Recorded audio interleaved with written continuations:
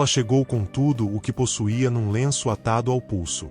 Ele tinha tudo, e não possuía nada que valesse a pena. Era outubro de 1942 quando Isadora Luz pisou pela primeira vez na terra vermelha da fazenda Santa Luzia, no interior do estado. O céu estava cor de brasa, o sol batia oblíquo nas pedras do terreiro, e as flores roxas do jacarandá centenário caíam sobre ela como uma bênção que ninguém havia pedido, mas que chegou do mesmo jeito. O coronel Augusto Rodrigues de Mendonça, 55 anos, viúvo, senhor de tudo que a vista alcançava, estava na varanda quando a viu chegar. Ficou parado. Não por espanto, era um homem que havia aprendido a suprimir o espanto como quem suprime um reflexo inconveniente. Ficou parado porque, pela primeira vez em 6 anos de luto e silêncio, algo dentro do peito fez um movimento que ele não havia autorizado. Era apenas uma moça. Uma órfã. Uma empregada.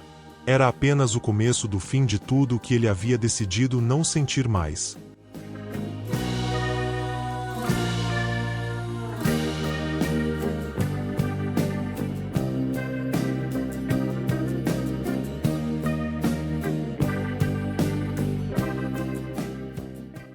Isadora tinha 22 anos e a coluna de uma mulher que aprendeu cedo que ninguém viria dobrar o peso do mundo por ela. Então era melhor aprender a carregar em pé. O pai havia morrido de febre 2 anos antes, deixando-a sozinha numa casa de barro no sertão do Ceará, com dívidas que não eram dela e uma reputação de filha de curandeiro que fechava mais portas do que abria. A carta da dona Cândida, amiga distante da falecida lavadeira Ritinha, tia-avó de Isadora, havia chegado como um milagre de papel ordinário. Havia uma vaga na fazenda Santa Luzia, no interior. Cozinha ou costura. O coronel era exigente, mas honesto. Pagava em dia e não havia escândalo de nenhuma espécie naquela casa. Isadora pegou a trouxa e foi. Não havia hesitação em alguém que não tem o luxo de hesitar. A carroça do velho Justino a deixou no portão às 3 da tarde. Ela desceu devagar, ajeitou o chale, que era pesado demais para aquele calor, mas era o único que tinha, e olhou para a fazenda com aqueles olhos escuros e atentos que viam mais do que pareciam. A casa era grande, de pedra clara e janelas altas. Os jacarandás formavam uma alameda até o terreiro. As roseiras da frente estavam secas por descuido, não por falta de água, mas por falta de alguém que se importasse com elas. Isadora notou isso. Notou também os cantos da varanda com teias de aranha, as venezianas de um dos quartos do primeiro andar permanentemente fechadas, e a ausência total de qualquer som de riso ou conversa que uma casa grande deveria ter. Era uma casa bonita. E era uma casa triste. Você é a Isadora? A voz veio do alto da escada. Uma mulher de 60 anos, erguida como um muro, de avental branco engomado e olhar de inventário. Eu sou a Perpétua. Governo esta casa há 23 anos. O que eu digo é lei dentro desta cozinha. O que o coronel diz é lei em todo o resto. Entendeu? Entendi. Sim, senhora. Bem, venha. Foi enquanto Isadora subia a escada atrás da governanta que o coronel Augusto apareceu na porta do corredor. Ele era maior do que ela havia imaginado. Não pela altura apenas, mas pela presença. Aquela espécie de peso gravitacional que alguns homens carregam no corpo, como se o ar ao redor deles tivesse uma densidade diferente. Cabelos grisalhos, bigode reto, ombros que haviam carregado décadas de terra e responsabilidade. Roupas simples, limpas, sem ostentação. Olhos castanhos escuros que se pousaram nela por um instante, apenas um instante, com uma atenção que ela não soube classificar. Coronel, a moça chegou, anunciou a Perpétua. Eu vi, disse ele. A voz era grave, sem calor nem frieza, apenas direta como a fala dos homens que não desperdiçam palavras. Olhou para Isadora. Bem-vinda a Santa Luzia. A Perpétua vai mostrar o que precisa ser feito. Se tiver dúvida, pergunta a ela. Obrigada, coronel. Ele assentiu com a cabeça e foi embora pelo corredor sem uma palavra a mais. Isadora ficou olhando para o corredor vazio por um momento. Então a Perpétua bateu palma uma vez, seco, chamando a atenção de volta. Venha. O quarto dos fundos é pequeno, mas tem janela para o jardim. E o jardim, disse ela, com um suspiro que carregava anos de desgosto, é o único lugar desta casa onde ainda há alguma coisa viva. Nas primeiras semanas, Isadora aprendeu a anatomia daquela tristeza. A fazenda era próspera, as terras eram boas, o gado era gordo, os armazéns estavam cheios. O coronel era respeitado na região com aquela espécie de respeito que mistura admiração com um fio de medo. Pagava salários justos, não batia em ninguém, não bebia, não jogava. Era um homem de palavra. O que prometia, cumpria. O que condenava, não recuava. Mas havia um andar inteiro da casa que ninguém subia. O segundo andar, com suas venezianas sempre fechadas, era o andar onde havia morado a dona Eunice, a esposa do coronel, morta de pneumonia 6 anos antes, em junho de 1936. A Perpétua falava dela com aquela reverência comprimida de quem ama um fantasma. Os empregados mais antigos baixavam a voz quando o assunto surgia. E o coronel nunca falava dela. Nunca. Era como se a mulher não houvesse existido, e ao mesmo tempo como se a casa inteira existisse apenas em função da falta dela. Isadora entendeu isso com o corpo antes de entender com a cabeça. Entendeu na primeira vez que serviu o jantar e o coronel ficou sentado sozinho na ponta da mesa comprida, com 12 cadeiras que nunca eram usadas, olhando para o copo de água com a expressão de quem está em outro lugar e não tem certeza se quer voltar. Ela colocou o prato com cuidado. Recuou um passo. E antes de sair, disse: "O frango está com manjerona, coronel. Do jeito que a Perpétua me disse que o senhor gosta." Ele levantou os olhos. Havia algo de surpresa neles, não pela informação, mas por ela ter falado. Por ter dito uma coisa simples e direta, sem cerimônia servil, como alguém que trata outra pessoa como gente. "Obrigado", disse ele. Ela saiu. Mas no corredor, encostou-se por um segundo na parede e fechou os olhos.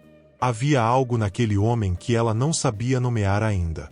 Algo que estava partido de um jeito específico, não o partido de quem foi destruído, mas o partido de quem escolheu se fechar, como uma porta de madeira nobre que foi trancada por dentro com uma chave que o próprio dono perdeu. Ela sabia desse jeito de estar partido. Havia vivido assim depois que o pai morreu. Mas também sabia que toda porta tem uma fresta. E pela fresta entra a luz, mesmo quando ninguém autorizou. A chuva de novembro chegou violenta e sem aviso, como costuma chegar no interior, não como quem visita, mas como quem invade. Em 2 horas, os caminhos viraram lama, o açude transbordou pelos lados, e um dos estábulos perdeu metade do telhado para o vento. O coronel Augusto passou o dia nas terras, coordenando os peões na contenção dos estragos. Voltou encharcado depois das 7 da noite, com lama até os joelhos e uma exaustão que não era só do corpo. Era aquele cansaço fundo de quem carrega responsabilidade demais a tempo demais e um dia acorda sem saber se ainda aguenta. Isadora estava na cozinha quando ele entrou. Havia preparado canja sem que ninguém pedisse, por intuição. O tipo de intuição que as pessoas que cresceram cuidando de outros desenvolvem sem perceber. Ele parou na porta da cozinha com o chapéu pingando nas mãos, olhou para ela, olhou para a panela fumegando no fogão, e por um segundo toda aquela armadura de coronel, de patriarca, de homem que não precisa de nada, escorregou 1 milímetro. "Sente, coronel", disse ela, simplesmente, como se fosse a coisa mais natural do mundo mandar o dono da fazenda sentar na cadeira da cozinha. "Vou pegar uma toalha seca e a senhora Perpétua já foi dormir. Então sou eu quem está de pé." Ela esperava que ele fosse embora, ou que ficasse de pé com aquela rigidez de sempre. Ele sentou. Foi a primeira vez que ela ficou de verdade perto dele. Não a proximidade do serviço, a proximidade real, de 2 seres humanos no mesmo espaço sem a formalidade como escudo. Ela trouxe a toalha, colocou sobre a cadeira ao lado para que ele secasse os braços, e serviu a canja sem fazer cerimônia. "Comi a última vez ao meio-dia", disse ele, olhando para o prato como quem confessa uma fraqueza. "Eu sei. A Perpétua me disse que o Senhor some nas terras e esquece que tem cor." Ele ergueu os olhos para ela com uma expressão que poderia ser severidade, mas havia no fundo dela algo que se assemelhava perigosamente ao espanto de ser visto. "A Perpétua fala demais. A Perpétua se preocupa", disse Isadora, sentando-se na outra cadeira sem pedir licença, com a naturalidade daquelas que não se diminuem mas também não se inflam. Assim como todos aqui. O Senhor não percebe porque está sempre olhando para a terra. Mas quando o Senhor passa, as pessoas olham para o Senhor do jeito que olham para uma coisa que não querem perder. Silêncio. Só a chuva batendo no telhado de zinco e o fogo estralando no fogão de lenha. O coronel comeu devagar. E então, sem olhar para ela, disse: "Você é muito direta para uma moça que chegou há 3 semanas. Meu pai dizia que a direteza é o respeito mais honesto que existe. Enfeitar demais uma verdade é o mesmo que envenenar com mel." Ele ficou quieto por um longo momento. "Seu pai era sábio. Era o melhor homem que eu conheci", disse ela. E havia na voz dela uma dor tão nítida e tão bem cuidada, aquela dor de quem já chorou o suficiente e aprendeu a carregar o que restou, que o coronel Augusto, pela primeira vez em muito tempo, sentiu a própria dor se mover dentro do peito como água que estava parada. Nenhum dos dois disse mais nada, mas ficaram ali até a chuva diminuir, e o silêncio entre eles tinha uma qualidade diferente de todos os silêncios anteriores. Não era o silêncio do patrão e da empregada. Era o silêncio de 2 pessoas que reconhecem, sem querer, que estão sozinhas do mesmo jeito. Quando a chuva passou de vez e o relógio da sala bateu 11 horas, Isadora se levantou para recolher a panela. E foi nesse momento que ela percebeu que ele havia adormecido na cadeira, o queixo inclinado para o peito, as mãos grandes abertas sobre os joelhos, a exaustão de 3 dias de tempestade e responsabilidade finalmente vencendo a vigília que ele havia se imposto. Ela ficou parada olhando para ele por um momento. Era a primeira vez que via o coronel Augusto completamente desarmado. Sem a postura, sem a compostura, sem o peso da autoridade que ele carregava no rosto mesmo quando estava sozinho. Ali, adormecido na cadeira da cozinha com a lama ainda nas botas, era apenas um homem. Um homem cansado que havia lutado contra o vento e a chuva e a terra e a solidão por mais tempo do que qualquer ser humano deveria lutar sozinho. Ela pegou o xale que estava dobrado sobre a cadeira ao lado. Pôs com cuidado sobre os ombros dele. Ele se mexeu levemente mas não acordou. Isadora ficou olhando para o rosto dele, para as rugas fundas nos cantos dos olhos, para o cabelo grisalho que precisava de corte, para a linha do queixo que era dura mesmo no sono. E sentiu, com uma clareza que a assustou pela precisão, que estava em apuros. Não o apuro de uma situação difícil, o apuro de quem percebe que já foi longe demais dentro de um sentimento para conseguir voltar ao lugar onde estava antes. Apagou a lamparina. Saiu em silêncio. E no escuro do corredor, encostada na parede fria, ficou parada por um longo momento com o coração batendo mais alto do que ela autorizava. Dezembro trouxe o calor seco e as tardes longas de luz dourada. Isadora havia se estabelecido na fazenda com aquela naturalidade tranquila das pessoas que pertencem a qualquer lugar onde se dedicam de verdade. Os empregados a respeitavam. A Perpétua havia aberto uma fissura suficiente na sua severidade para dizer que a menina prestava, e as roseiras da frente da casa voltaram a ter flores porque Isadora, toda manhã cedo, antes de qualquer outra coisa, regava os canteiros. O coronel Augusto notou as roseiras. Não disse nada, mas notou. Havia entre eles um jogo sutil que nenhum dos dois havia combinado e que os dois fingiam não estar jogando. Ele passava pela cozinha à tarde com um pretexto qualquer, verificar os mantimentos, perguntar sobre os pedidos do mês, e ficava um pouco mais do que o necessário. Ela servia o café da manhã na varanda quando ele estava lá, e demorava um pouco mais do que o necessário para recolher o copo. Às vezes trocavam palavras que eram sobre uma coisa e eram sobre outra ao mesmo tempo. Isadora, essa torta de milho é diferente da semana passada. Coloquei menos açúcar e mais erva doce. Às vezes o que parece falta é só uma mudança de proporção. Uma pausa.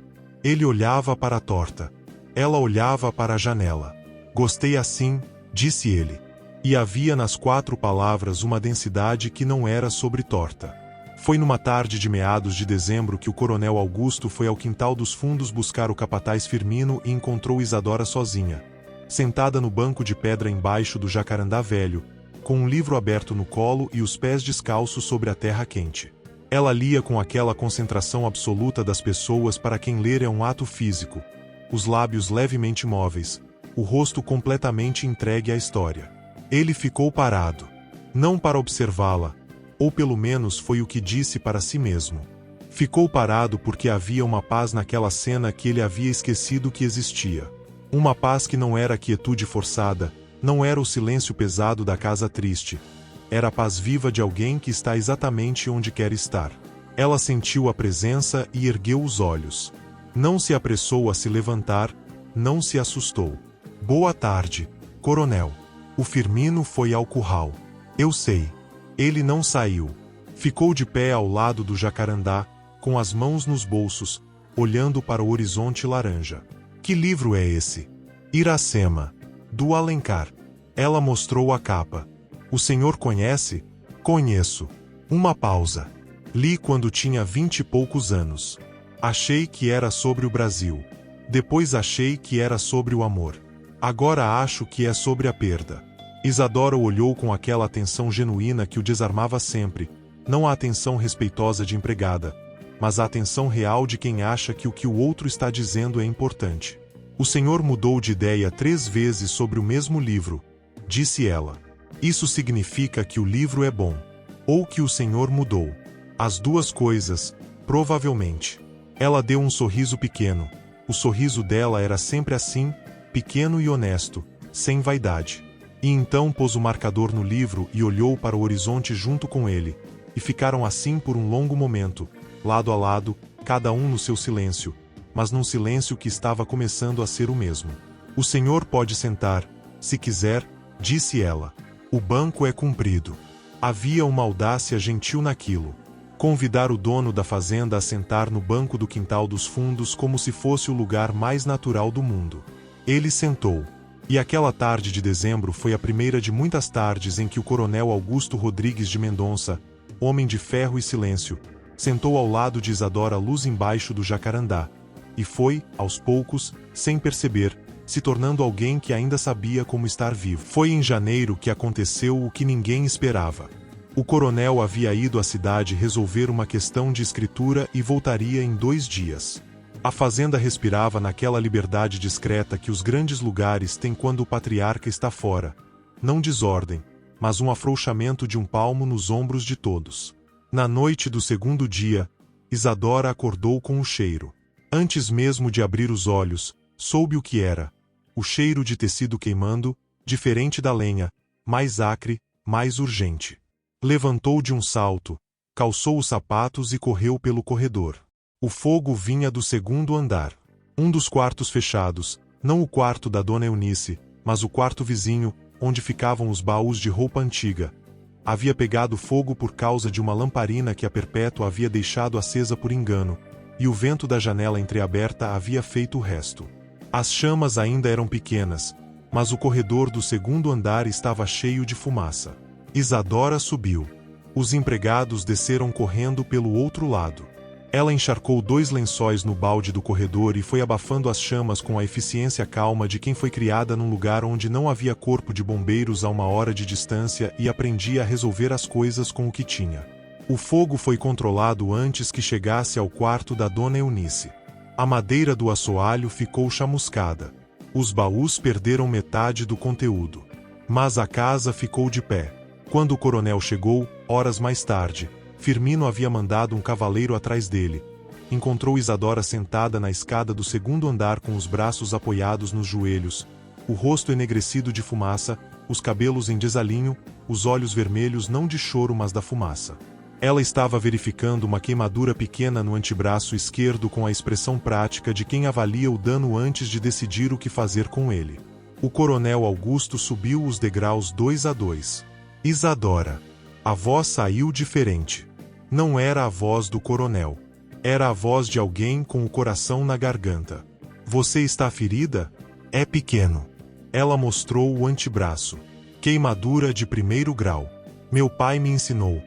Mel e folha de babosa. Tenho no quarto. Ele se ajoelhou na degrau à frente dela. E foi um gesto que nenhum empregado da fazenda havia visto o coronel fazer. Abaixar-se diante de alguém. Mas ele não pensou nisso. Tomou o braço dela nas mãos com um cuidado que contrastava de forma absurda com o tamanho e a rudeza daquelas mãos. e olhou para a queimadura com uma expressão que estava muito além da preocupação de patrão por empregada. Isso dói, disse ele. Não era pergunta. Dói, confirmou ela, com aquela honestidade direta que era a marca dela. Mas vai passar. Ele ficou segurando o braço dela por um momento a mais. Ela ficou quieta, não por submissão, mas porque havia algo no contato que a surpreendeu tanto quanto a ele. Era a primeira vez que as mãos dele se tocavam de verdade, sem a mediação de um copo ou um papel ou qualquer objeto entre eles. Era apenas pele e calor e o cheiro de fumaça e o coração de ambos batendo mais rápido do que deveria. Ele soltou o braço. Levantou-se. Olhou para o quarto chamuscado com uma expressão que Isadora não soube ler completamente. Havia alívio, havia raiva do próprio descuido de não ter verificado aquela lamparina antes de ir. Havia algo mais fundo que ela não soube nomear ainda. O quarto da Eunice, disse ele, baixinho. Não chegou lá, disse ela. Consegui parar antes. Ele ficou de costas para ela por um longo momento. Os ombros grandes se moveram uma vez, uma respiração profunda, aquela respiração de quem está segurando uma coisa pesada e decide, conscientemente, continuar segurando. Obrigado, disse ele, por fim. A voz estava diferente de todas as vezes anteriores. Estava aberta. Estava sem casca. Não tem de quê, coronel. Augusto, disse ele, sem se virar. Ela ficou quieta. Me chame de Augusto, disse ele. Aqui, quando não há ninguém. Você salvou a casa da minha mulher. Merece pelo menos isso. Isadora ficou olhando para as costas largas dele por um momento. E então disse, com a voz mais baixa que já havia usado. Augusto. Ele não se virou. Mas ela viu os ombros dele mudarem. 1 milímetro apenas. Aquele milímetro de quem ouviu o próprio nome dito da maneira certa depois de muito tempo. 3 dias depois do incêndio, o coronel chamou Isadora ao 2º andar. A Perpétua estava na cidade fazendo compras. Os empregados estavam nas terras. Eram 2 da tarde, aquela hora morta de calor em que a fazenda dormia. Ela subiu a escada com cuidado, como quem entra num espaço sagrado sem ter sido convidada antes. O 2º andar tinha um corredor longo com 6 portas. 5 estavam fechadas. A 6ª, a do quarto da dona Eunice, estava aberta pela primeira vez. O coronel estava parado no meio do quarto. Era um quarto belo, ou havia sido. Móveis de jacarandá escuro, cortinas de linho bege, uma penteadeira com espelho de moldura dourada. Cheirava a tempo parado, aquele cheiro particular de lugar que foi amado e depois foi lacrado. Em cima da penteadeira, um frasco de perfume. Um rosário de contas de madeira. Uma foto pequena, emoldurada. Faz 6 anos que não entro aqui, disse ele, sem preâmbulo. Depois que ela morreu, trancou-se. Ninguém mexeu. Isadora ficou na soleira. Não entrou sem ser chamada. Por que o senhor abriu agora? Uma pausa longa. Ele foi até a janela. Abriu as venezianas pela primeira vez em 6 anos. A luz entrou como uma coisa viva e física, iluminando o pó que flutuava no ar, as flores ressecadas num vaso que havia esquecido de morrer completamente. Por que está errado? Disse ele, com aquela voz direta que tinha quando chegava ao osso de uma coisa. Guardar um lugar assim. Como se a vida tivesse parado aqui dentro. Como se... Parou. Recomeçou. A Eunice não era o tipo de mulher que gostaria de um museu. Era mulher de vida, de barulho, de janela aberta. E eu deixei esse quarto virar um túmulo por 6 anos porque era mais fácil do que admitir que estava com medo. Medo de quê? Perguntou Isadora, baixinho. Ele se virou. A luz da janela aberta estava nas costas dele, e o rosto estava na sombra, mas ela viu os olhos. Viu o que estava neles. Medo de esquecer ela, disse ele. E medo de lembrar. Ao mesmo tempo. Medo de que abrir esse quarto significasse seguir em frente.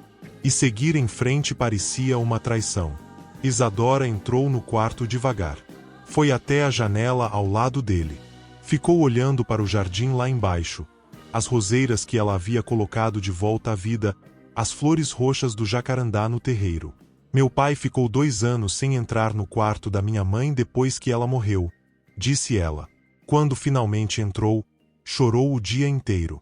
E na manhã seguinte levantou, foi ao campo, e trabalhou como nunca havia trabalhado.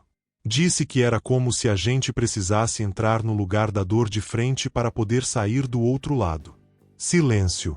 Você é muito jovem para saber tantas coisas, disse ele, e não havia condescendência na frase, havia algo próximo do espanto. Não é sabedoria, disse ela. É só que sofri cedo. Sofrimento cedo ou ensina ou acaba com a pessoa. No meu caso, ensinou. Ele ficou olhando para ela. E Isadora sentiu aquele olhar de uma forma que não estava preparada, como se ele estivesse vendo não apenas ela mas algo através dela, alguma possibilidade que havia deixado de considerar há muito tempo. Isadora, disse ele. Sim. Não sei o que está acontecendo comigo. A voz estava baixa e estava despida de toda a armadura. Só sei que quando você não está por perto, a casa fica diferente. E isso me assusta. Ela virou o rosto para ele. Havia nas palavras dele uma vulnerabilidade tão real, tão custosa para um homem como ele, que ela sentiu algo se apertar no peito de uma forma que não era compaixão, era outra coisa, mais intensa e mais perigosa. Também me assusta, disse ela, honestamente. E ficaram os dois em pé na luz do quarto aberto pela primeira vez em 6 anos, com o coração de cada um batendo mais alto do que o da outra pessoa deveria conseguir ouvir, mas conseguia. Rodrigo chegou em fevereiro como um temporal de verão, de repente, sem aviso, com toda a força de quem vem resolver algo que não foi pedido para resolver.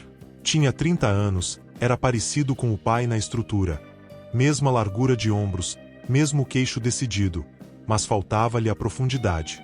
Era um homem de superfícies brilhantes e interiores rasos, e havia aprendido a compensar isso com a velocidade da língua e a certeza do herdeiro.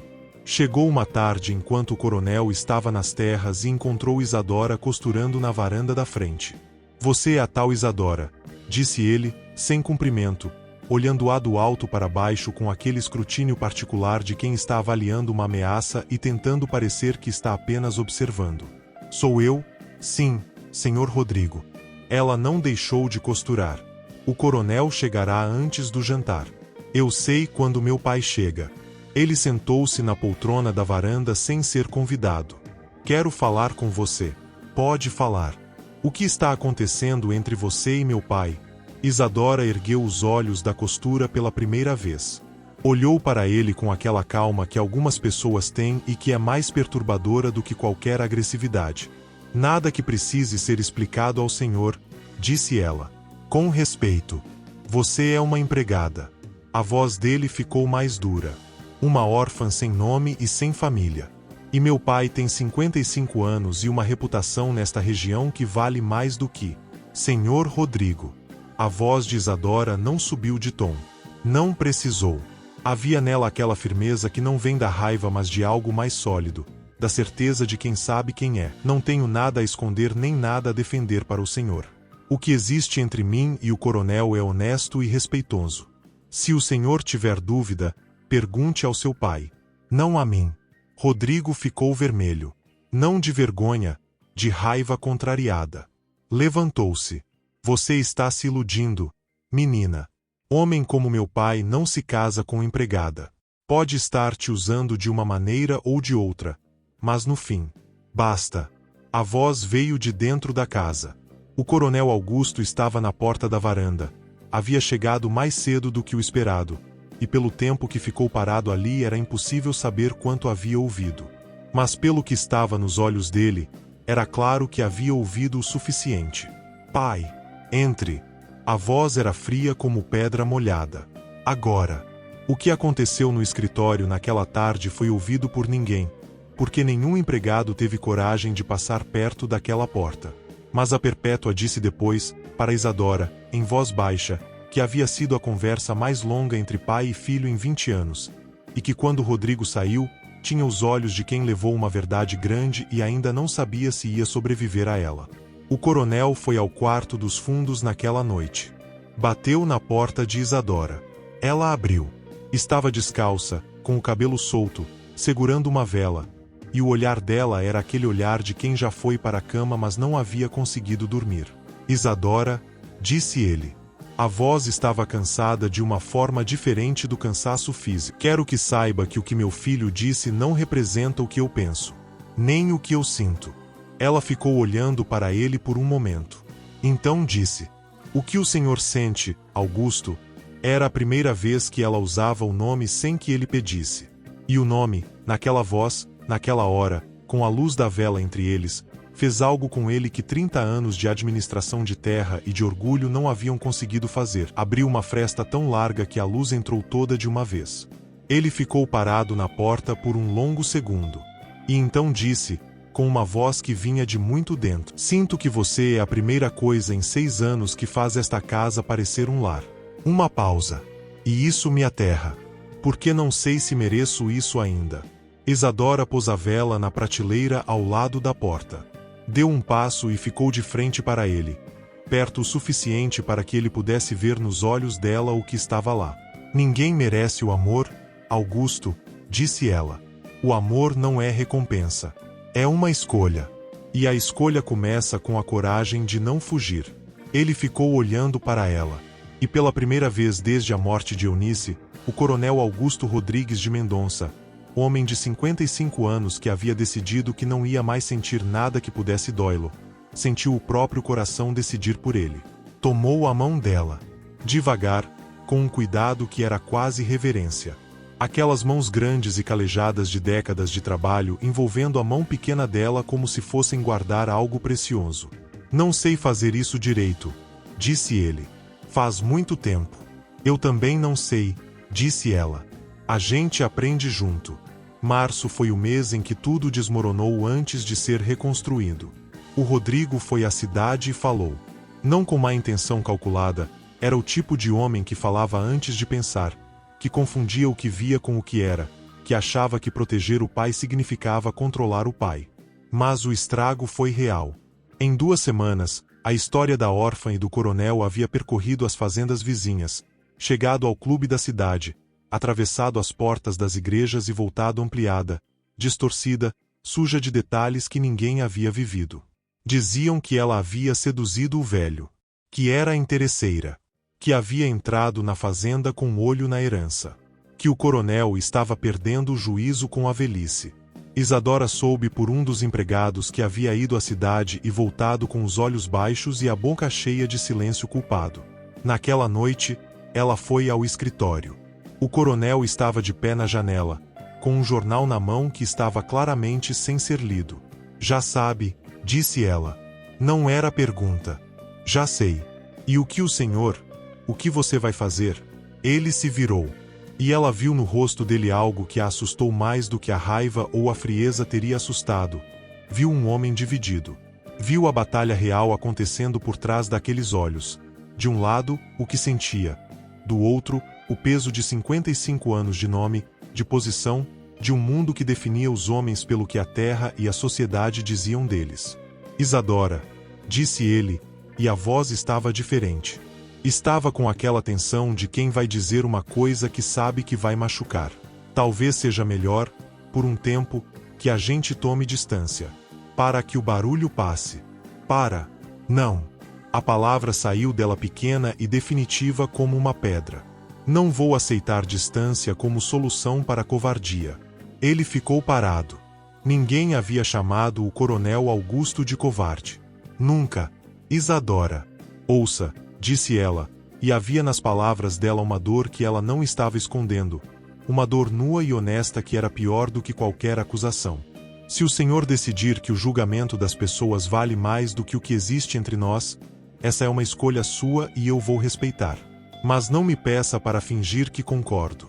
Não me peça para desaparecer em silêncio como se fosse eu que estava errada em algo. Porque não estava. A voz dela quebrou na última frase, não muito, apenas um fio, mas foi suficiente.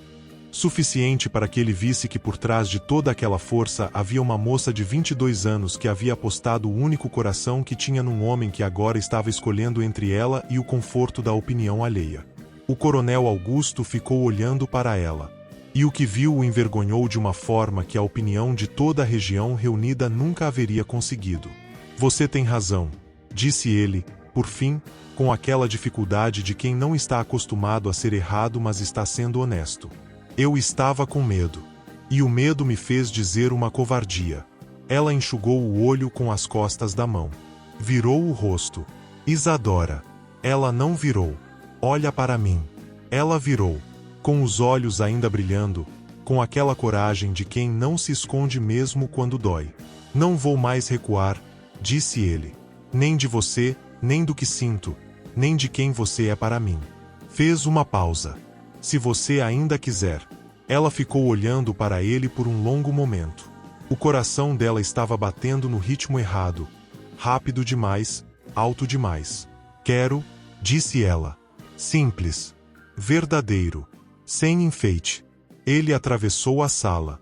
E pela primeira vez, sem que houvesse um pretexto, sem a mediação de nenhuma coisa entre eles, pôs as duas mãos no rosto dela com aquele cuidado imenso de quem está segurando algo que tem consciência de que não pode quebrar, e ficou assim.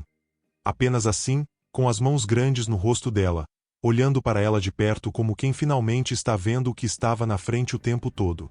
O calor daquelas mãos no seu rosto era diferente de qualquer coisa que ela havia imaginado. Havia nelas décadas de terra, de chuva, de trabalho pesado, de luto, de solidão. E havia também aquele cuidado imenso e desajeitado de quem não tem prática de segurar coisas frágeis mas está aprendendo com toda a concentração que tem. Isadora sentiu os olhos arderem.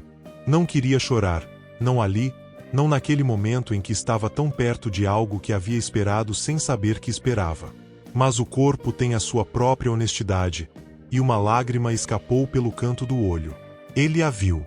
E aquela lágrima única, de uma moça que havia aguentado firme por um ano inteiro sem nunca se dobrar, fez com o coração do coronel Augusto algo que nenhuma tempestade havia conseguido. Abriu-o completamente, sem aviso, como uma porta que cede de uma vez quando a dobradiça finalmente enferrujou o suficiente para parar de resistir.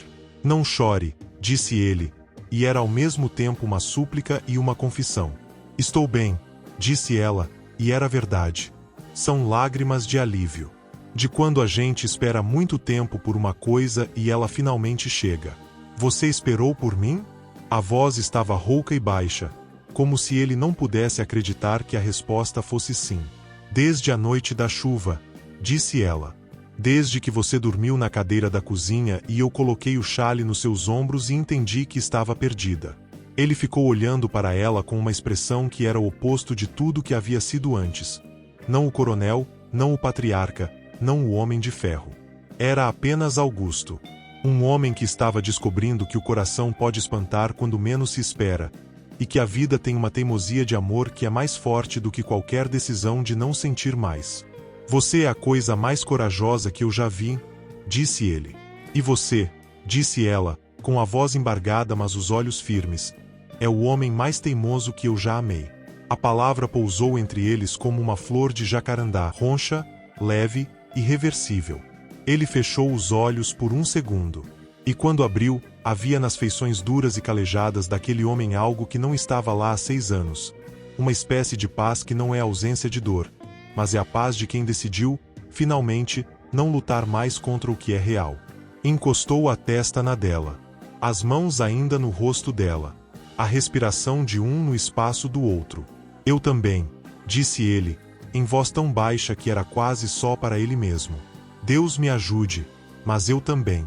Ficaram assim por um tempo que nenhum dos dois conseguiria medir depois, com as testas encostadas, o escritório ao redor com seus livros e seus mapas sendo testemunha muda de um momento que mudou tudo.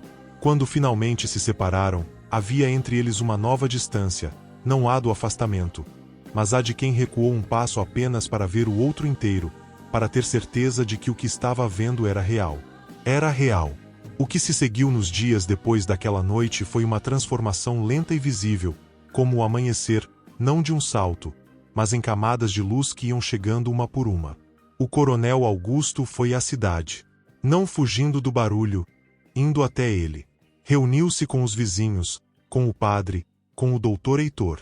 Disse o que havia para dizer com aquela voz direta de homem que não se justifica, mas que também não se esquiva. Havia uma mulher na fazenda que ele respeitava, admirava e pretendia honrar. Quem tivesse algo a dizer que dissesse logo, porque depois seria tarde. O silêncio que se seguiu às suas palavras no clube da cidade foi o tipo de silêncio que tem peso. Alguns homens abaixaram a cabeça. Outros a sentiriam depois, lentamente, como árvores inclinando-se para o vento certo. O padre Bento disse, 3 dias depois, que havia conhecido Isadora e que era uma moça de caráter extraordinário, e que seria uma honra abençoar aquela união quando chegasse a hora. A hora chegou em abril. Não houve festa grande. Foi uma tarde de domingo, com as flores do jacarandá cobrindo o terreiro de roxo, o padre Bento de sobrepeliz branca, e os empregados da fazenda como testemunhas. Todos eles, desde o Firmino e a família até o velho Justino que chorou desde o início até o fim sem se envergonhar. A Perpétua chegou meia hora mais cedo do que todos e passou aquela meia hora recolocando flores nos vasos da sala grande, arrumando a toalha da mesa, e fingindo que não estava com os olhos marejados, com pouco sucesso. Quando Isadora desceu para verificar se estava tudo pronto, encontrou a governanta de costas, aparentemente muito ocupada ajustando uma fita na coroa de flores, e o ombro dela se movia de um jeito que não era de quem está ajustando fita. Perpétua, disse Isadora suavemente. A velha governanta se virou. Os olhos estavam vermelhos. Ela endireitou as costas e abriu a boca para dizer alguma coisa com a sua habitual secura, mas o que saiu foi: "Você é boa para ele." Disse isso com a voz de quem está admitindo uma derrota muito bem-vinda. Ele estava morrendo de pé. Sabe isso? Morrendo de pé, ano após ano, e ninguém conseguia chegar perto. Você chegou. Isadora se adiantou e abraçou a velha. E a Perpétua, que há 23 anos não havia deixado que ninguém a abraçasse na casa onde trabalhava porque abraço compromete a autoridade, ficou quieta por um segundo e então ergueu os braços e abraçou de volta com uma força que não combinava com os 60 anos e que dizia tudo o que ela não sabia dizer com palavras. Isadora desceu a escada sozinha. Havia costurado o próprio vestido, de linho branco, simples, com uma faixa cor de lavanda na cintura que ela havia tingido ela mesma com as flores do jacarandá. Nos cabelos, trançados e presos com um pente de madeira que havia sido da mãe, uma ramagem pequena de jacarandá fresco que ele havia deixado sobre a penteadeira de manhã sem dizer nada. Quando ela apareceu no alto da escada, houve um silêncio na sala. O tipo de silêncio que acontece quando alguém entra num espaço e muda a qualidade do ar. O coronel Augusto estava de pé ao lado do padre, de terno escuro, com aquela postura de militar que era constitucional nele. E quando ela começou a descer, ele ficou olhando para ela com uma expressão que seus empregados nunca haviam visto no rosto daquele homem. Uma expressão aberta, completamente aberta, como uma janela que deixou de ter veneziana. O velho Justino, na terceira fila, soluçou audavelmente. Ninguém riu. Ela chegou ao lado dele. Ficaram de frente um para o outro, e havia entre eles toda a distância de um ano. A tempestade, o incêndio, o quarto aberto, o medo confessado, a crise, a reconciliação, as mãos no rosto, as testas encostadas. E havia também a distância de um instante, porque quando dois corpos que reconhecem um ao outro ficam a essa proximidade, o tempo colapsa. Você está... Começou ele, e parou. Não era um homem de florear palavras. Mas naquele momento havia uma coisa no rosto dele que dispensava palavras completamente. Sei, disse ela, com um sorriso pequeno e verdadeiro. Você também. O padre começou a cerimônia. Quando chegou a hora dos votos, o coronel Augusto olhou para Isadora com aquela seriedade absoluta dos momentos em que um homem está falando de verdade. Não para a cerimônia, não para os presentes, mas para a pessoa à frente dele. Eu te prometo respeito que não é cortesia. Eu te prometo presença que não é hábito. Eu te prometo o que me resta da vida com a mesma honestidade que você me ensinou a ter. Porque você entrou nesta casa quando eu havia esquecido como se faz isso, e me lembrou. E não vou mais esquecer. Havia uma intensidade naquelas palavras que não era retórica. Era a fala de um homem que havia chegado ao osso de si mesmo e estava entregando o que encontrou lá. Isadora ficou olhando para ele com os olhos brilhando, não de choro, mas daquela luminosidade de quem recebe uma coisa que esperou há muito tempo sem saber o nome do que esperava. Quando foi a vez dela, respirou fundo uma vez. E então, com aquela clareza que era a marca dela. A clareza de quem aprendeu que a verdade dita de frente é o maior presente que se pode dar a alguém. Eu te prometo que nunca vou te tratar como alguém que precisa ser protegido da verdade. Eu te prometo a minha honestidade, o meu cuidado, e o meu amor que chegou sem pedir licença e que não vai embora. Fez uma pausa e olhou para ele com aqueles olhos fundos que diziam sempre mais do que as palavras. Eu sei que você teve medo. Eu tive medo também. Mas o medo passou. E o que ficou quando o medo foi embora? Isso sou eu te prometendo. O padre os abençoou com aquela emoção contida dos sacerdotes que já viram muita coisa, mas ainda são tocados pelas que valem. Quando declarou que estavam unidos, o velho Justino começou a bater palma, e os outros o seguiram. E o terreiro da fazenda Santa Luzia fez um barulho de vida que não fazia havia muitos anos. Os meses que se seguiram foram a vida real, não o conto de fadas nem o drama das histórias que terminam antes do depois, mas a vida de verdade que é mais rica e mais difícil e mais bonita do que qualquer uma das versões simplificadas. Havia manhãs em que o coronel Augusto acordava com aquele peso antigo nos ombros, o peso de todos os anos de solidão que não desaparecem de uma vez só, que vão embora em camadas, lentamente, como a cauda de uma ferida antiga. Havia manhãs em que ele ficava sentado na beira da cama sem conseguir se mover ainda, olhando para o chão com aqueles olhos que iam a algum lugar que Isadora não conseguia seguir. Ela aprendeu a nesses dias não preencher o silêncio com palavras. Ia até ele. Sentava-se ao lado, encostava o ombro no ombro dele, e ficava assim, presente, sem exigir nada, sem perguntar nada. Às vezes ele falava, às vezes não. Mas ela estava lá, e isso era o que importava. E havia também as noites em que ele chegava da lavoura exausto e a encontrava no escritório, arquivando os papéis ou lendo um dos livros da prateleira, e parava na porta só para olhar. Porque havia algo no simples fato de que ela estava ali, naquele espaço que havia sido durante 6 anos o espaço do silêncio e da solidão, e que agora tinha vida dentro, tinha luz, tinha ela, que curava alguma coisa nele que ele nem sabia que ainda sangrava. E havia os momentos pequenos que são feitos de nada e de tudo ao mesmo tempo. O jeito que ele passava por ela na cozinha e parava um segundo mais do que precisava, como se o caminho entre ele e qualquer outro ponto da casa tivesse uma gravidade diferente quando passava por perto dela. O jeito que ela ouvia as preocupações da fazenda, a chuva que não veio, o preço do gado que caiu, a cerca do norte que precisava ser refeitoa, com aquela atenção real que ele havia aprendido a depender, porque ela não apenas ouvia, ela pensava, ela dizia a coisa certa no momento certo. E havia na sabedoria prática dela uma clareza que complementava o peso da experiência dele de uma forma que fazia a fazenda funcionar melhor do que havia funcionado em anos. O jeito que ele dizia o nome dela, Isadora, como se o nome tivesse peso. O jeito que ela dizia o nome dele, Augusto, como se o nome tivesse história. E o Rodrigo voltou em junho. Chegou sem avisar, como da primeira vez, mas desta vez sem a tempestade no olhar. Ficou parado na entrada da fazenda por um momento, olhando para o terreiro onde as roseiras estavam floridas, onde o jacarandá espalhava sua sombra sobre o banco onde o pai e Isadora estavam sentados lado a lado. Ela com um livro, ele com o jornal, juntos e cada um no seu silêncio, do jeito mais natural do mundo. O pai o viu. Levantou-se. Os dois ficaram de frente um para o outro no terreiro. Pai, disse Rodrigo. A voz estava diferente. Estava sem a pele de cima, sem a urgência defensiva de antes. Vim pedir desculpa. Para o senhor. E para Isadora. Isadora havia se levantado também. Ficou parada a alguma distância, esperando. O coronel Augusto olhou para o filho por um longo momento.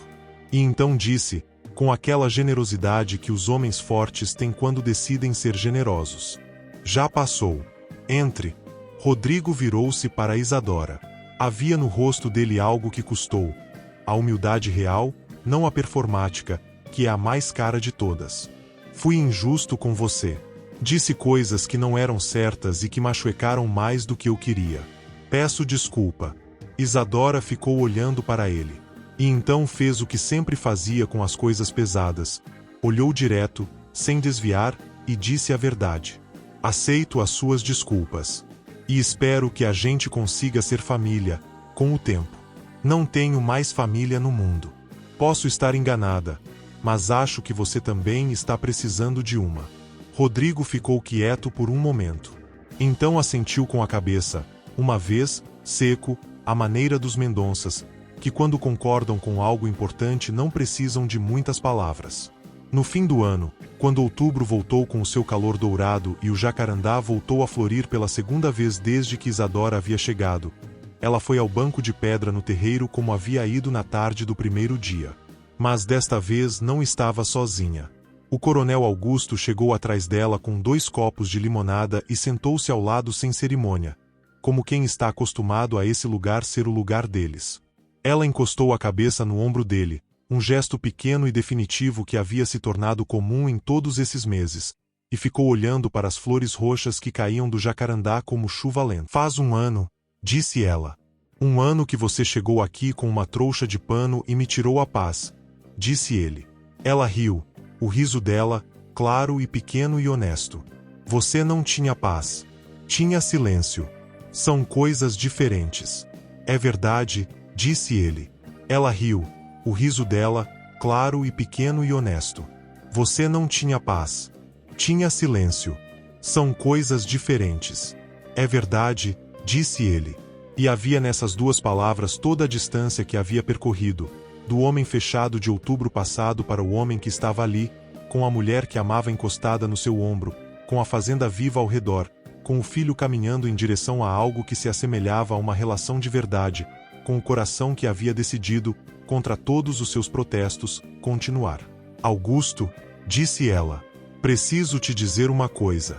Ele ergueu o rosto dela com um dedo sob o queixo, com aquele gesto que havia se tornado natural, como se sempre houvesse sido. Fala. Ela ficou olhando para ele por um momento, com os olhos escuros e fundos que ele havia aprendido a ler como um idioma, que tinham palavras próprias para cada coisa. Estou grávida. O silêncio que se seguiu não foi o silêncio da casa triste de antes. Foi um silêncio diferente, o silêncio vivo, cheio, que precede as coisas grandes. O coronel Augusto ficou olhando para ela. E nas feições duras e calejadas daquele homem que havia decidido não sentir mais nada que pudesse doí-lo, que havia trancado um andar inteiro da casa e 6 anos do próprio coração. Nas feições desse homem aconteceu uma coisa que não havia acontecido desde antes da morte de Eunice. Ele chorou. Não muito. Não com o corpo inteiro. Não de um jeito que quebrasse a compostura inteiramente. Apenas 2 ou 3 lágrimas que desceram pelo rosto de homem velho sem que ele fizesse nenhum esforço para segurá-las. Porque havia aprendido, nesses 12 meses com Isadora, que algumas coisas não precisam ser seguradas. Augusto, disse ela, assustada, tocando o rosto dele. Estou bem, disse ele, com aquela voz rouca do homem que está sentindo demais para falar direito. Estou muito bem. Pôs a mão sobre a dela no próprio rosto. Só que não esperava mais por isso. Por filho? Por sentir assim, disse ele. Por sentir que a vida ainda tem surpresa guardada para mim. Pensei que tinha acabado. Pensei que o que me restava era apenas administrar o que existia e esperar. Ela ficou olhando para ele com os olhos brilhando. É por isso que não se escolhe a hora de se apaixonar, disse ela. Porque a gente nunca está pronto. E os melhores amores chegam exatamente quando a gente decidiu que não ia deixar entrar mais nenhum. Ele apertou a mão dela. Não com a força do homem que segura coisas, com a força do homem que não quer largar. Tem nome pensado? Perguntou ele, depois de um tempo. Se for menina, quero chamar Eunice, disse ela, simplesmente. Ele ficou quieto por um instante longo. Então, por quê? Porque ela foi parte de você, disse Isadora, e você é o homem que amo. Não tenho ciúme do passado. Tenho respeito. E quero que a nossa filha carregue o nome de uma mulher que foi amada por um homem bom. O coronel Augusto ficou olhando para ela por um longo momento. E havia naquele olhar uma devoção que não precisava de palavra.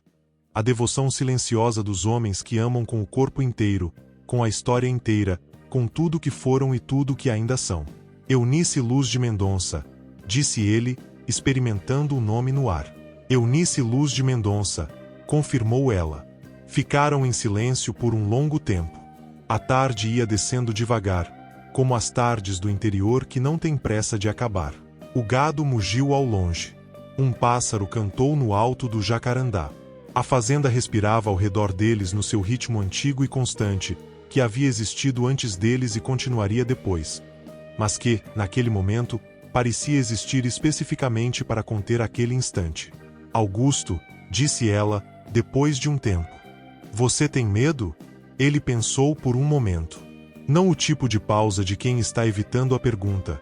O tipo de pausa de quem está sendo honesto com a resposta. Tenho, disse ele. Tenho 55 anos e vou ser pai novamente. Tenho medo de não ter energia suficiente. Tenho medo de que esse filho mereça mais do que eu consigo dar agora. Uma pausa menor. Tenho medo de amar demais e de perder. Ela ergueu o rosto do ombro dele e o olhou de frente. O medo de perder, disse ela, é o sinal de que o amor é real. Só se tem medo de perder o que importa de verdade. Ele ficou olhando para ela. E havia no olhar dele aquela mistura que ela havia aprendido a reconhecer, a admiração de um homem mais velho por uma mulher mais jovem que viu mais claramente algumas coisas do que ele jamais havia visto. Como você é assim? Disse ele, baixinho. Como eu sou o quê? Assim. Com essa clareza toda. Com essa paz dentro. Fez um gesto vago com a mão. Você chegou aqui sem nada. Sem família. Sem nome. Sem proteção. E tem mais paz dentro de você do que eu tenho depois de 55 anos e 2.000 alqueires de terra. Isadora ficou quieta por um momento. Olhou para o horizonte onde o sol estava começando a descer em laranja e dourado sobre as pastagens. Não é paz, disse ela, por fim. É escolha. Toda manhã eu acordo e escolho. Escolho não deixar o que perdi definir quem sou. Escolho estar aqui, inteira, no dia que tenho. Virou o rosto para ele. E te escolho. Todo dia. Pôs a mão sobre a mão dele no banco entre eles. Não porque não tenho outra escolha. Mas porque você é a escolha certa. E eu sei a diferença. O coronel Augusto ficou olhando para a mão dela sobre a sua. Para os dedos finos que haviam salvado a casa do fogo, haviam cuidado da febre que nunca chegou, haviam costurado o vestido de casamento com o mesmo capricho com que costuravam tudo. Com atenção, com cuidado, como se cada coisa que faziam valesse a pena ser bem feita. Então virou a mão e entrelaçou os dedos nos dela. Você me escolheu quando eu não merecia ser escolhido, disse ele. Ninguém merece no começo, disse ela. A gente vai merecendo conforme vai. Ficaram assim, lado a lado, mãos dadas, debaixo do jacarandá que havia visto tudo desde o começo e que continuaria vendo. Que havia visto a chegada dela com a trouxa de pano, havia visto as conversas lentas das tardes, havia visto o incêndio e a febre e a crise e a reconciliação e o casamento. E via agora isso, a versão mais simples e mais completa de tudo. Dois seres humanos que haviam encontrado um ao outro quando menos esperavam, que haviam lutado contra o que sentiam e haviam perdido essa luta com gratidão, que carregavam cada um a sua dor e a sua história e a sua solidão e as haviam colocado no mesmo espaço para construir algo novo. As flores do jacarandá caíam ao redor deles como sempre, aquela chuva roncha e lenta que não escolhe quem cobre, que cai sobre o velho e o novo, sobre a dor e a alegria, sobre o que termina e o que começa. E ali, naquele banco de pedra debaixo do jacarandá centenário, o homem que havia decidido não amar mais, e a mulher que havia chegado sem ter nada, ficaram juntos na tarde dourada, com a mão dela dentro da mão dele e o coração de ambos batendo no mesmo ritmo quieto e fundo de quem chegou, finalmente, em casa. A vida não havia acabado para nenhum dos dois. Havia, a partir dali, finalmente começado. Anos mais tarde, quando a menina Eunice tinha 3 anos e corria descalça pelo terreiro com uma determinação que era a cópia fiel da avó que nunca havia conhecido e da mãe que conhecia muito bem, o Rodrigo chegou numa tarde de visita e ficou parado na entrada observando a cena. O pai estava no banco debaixo do jacarandá, com a menina no colo, mostrando as flores roxas que caíam uma a uma. Isadora estava ao lado, com a cabeça apoiada no ombro do marido, e ria baixinho de alguma coisa que a menina havia dito, e o coronel ria também. Não muito, porque rir muito nunca foi o estilo dele, mas ria, e havia no riso daquele homem uma leveza que o filho não havia visto no pai em toda a vida adulta. Rodrigo ficou parado por um longo tempo. Depois foi embora sem entrar. Não porque não quisesse estar ali, mas porque havia coisas que se veem melhor de fora, como se vê melhor um quadro ao dar um passo para trás. E o que ele viu daquela entrada foi um quadro que levou consigo para a vida toda. O velho e severo coronel Augusto, que havia parecido por tantos anos mais pedra do que gente, sentado debaixo do jacarandá com a filha pequena no colo e a mulher no ombro, completamente, irremediavelmente, vivo. Certos amores são assim. Chegam quando a pessoa decidiu que acabou. Chegam pela porta de trás, pela janela da cozinha, pela fresta que ficou quando todo o resto estava fechado. Chegam sem avisar, sem pedir licença, sem se importar com a diferença de anos ou a distância de mundos ou o peso do que cada um carrega. Chegam. E ficam. E o jacarandá, velho, imenso, teimoso como certas formas de amor, continua florescendo toda a primavera, cobrindo tudo de roxo, como se quisesse lembrar que a beleza não pede explicação e o amor não pede autorização. Apenas chegam. E são. Se esta história tocou a sua alma, ela cumpriu o que veio fazer. O amor verdadeiro não pergunta a idade, não pede certeza, não espera o momento perfeito. Ele chega como o jacarandá floresce, sem avisar, cobrindo tudo de roxo, deixando o mundo mais bonito do que estava antes.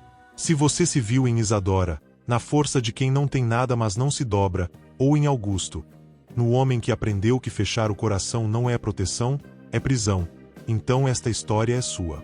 Compartilhe com quem precisa acreditar no amor outra vez. Comente. Qual cena te fez parar a respiração? Salve para reler nas noites em que a solidão apertar. Porque algumas histórias não terminam quando a página acaba.